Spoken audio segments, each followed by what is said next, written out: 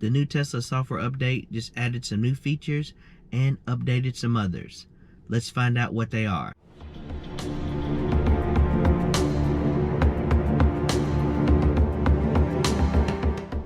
Before we get started, make sure you hit the like button as well as subscribe to my channel. Every Friday, I make a new video about personal finance and technology. So make sure you hit the subscribe button so you don't miss out on any new videos. So there was a new Tesla software update that added some new features and improved some others. So let's see what the new features are and what improvements were done. The first were some improvements to the avatars. So the street signs, the stoplights, the other cars, and the roads and stuff all were improved on this recent update. They've added a lot of new features to the avatars, so and I'll tell you about one of the improvements that kind of tie into that a little later. So the car avatars are more defined, so when you're parked next to another car, or if another car pulls beside you, it's more clearly defined on what that particular car is. Like if it's a car, truck, motorcycle, a bicycle, whatever it is, it's more defined, so you can actually see what that is on the screen a little bit better now. So I do like that those avatars are now more defined.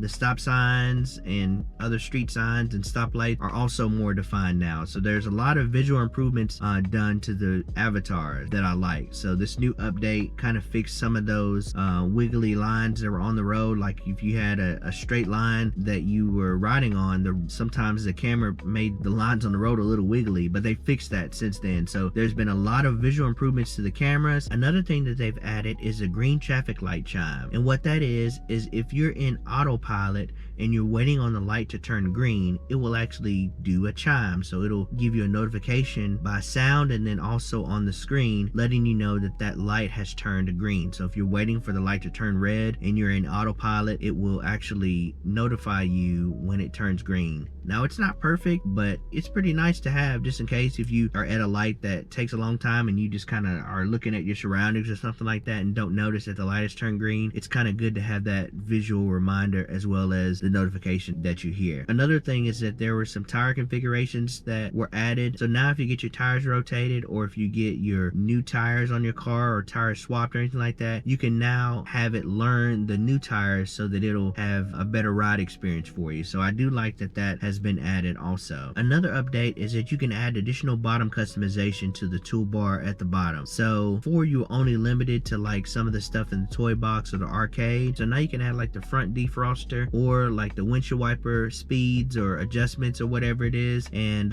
there's a lot more customization that you can add now, so it's easily accessible. So I've recently added the windshield wipers because sometimes you need to turn those off or adjust it. I normally keep mine on auto, but it is good to be able to toggle those off and on fairly quickly. And then also added the front defroster so that I can easily access that, turn it off and on when I need to. I don't really use the rear as much, only obviously in the winter time, but right now I don't really use it much at all. Another improvement is that you can change the child locks on the rear doors to either both of them having child locks on the left or the right, or you can specify whether you want it to just be on the left or the right or both. So I like now that you can customize it to if you have one child that's a little older that knows the difference between opening the door or not, or if you have a smaller child, you can set it to that particular door or have them on both if you like. So there's some improvements to the child locks that are definitely good in this particular update. Another improvement is that you can now access the dog mode and camp mode from the Tesla app. So you can enable the dog mode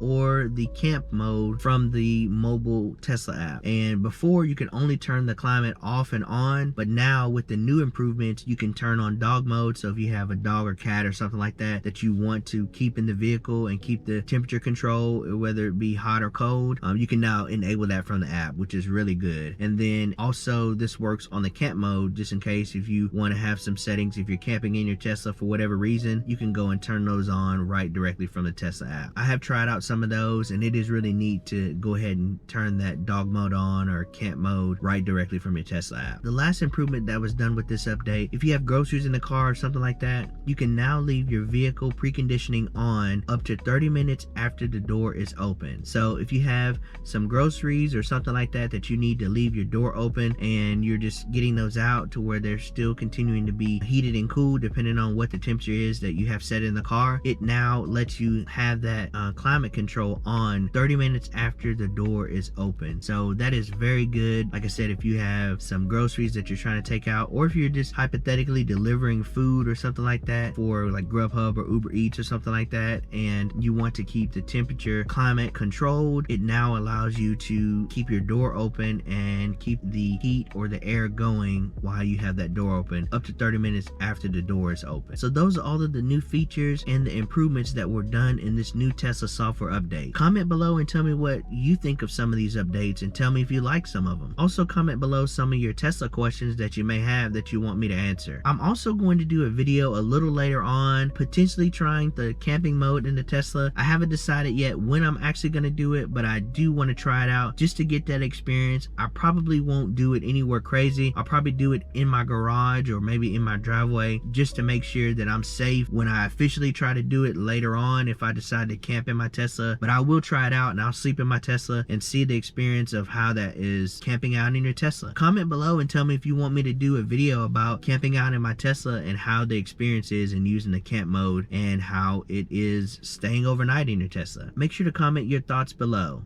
Also, make sure to check out my other videos on my channel, and don't forget to subscribe. Thank you for watching, and we'll see you on the next video.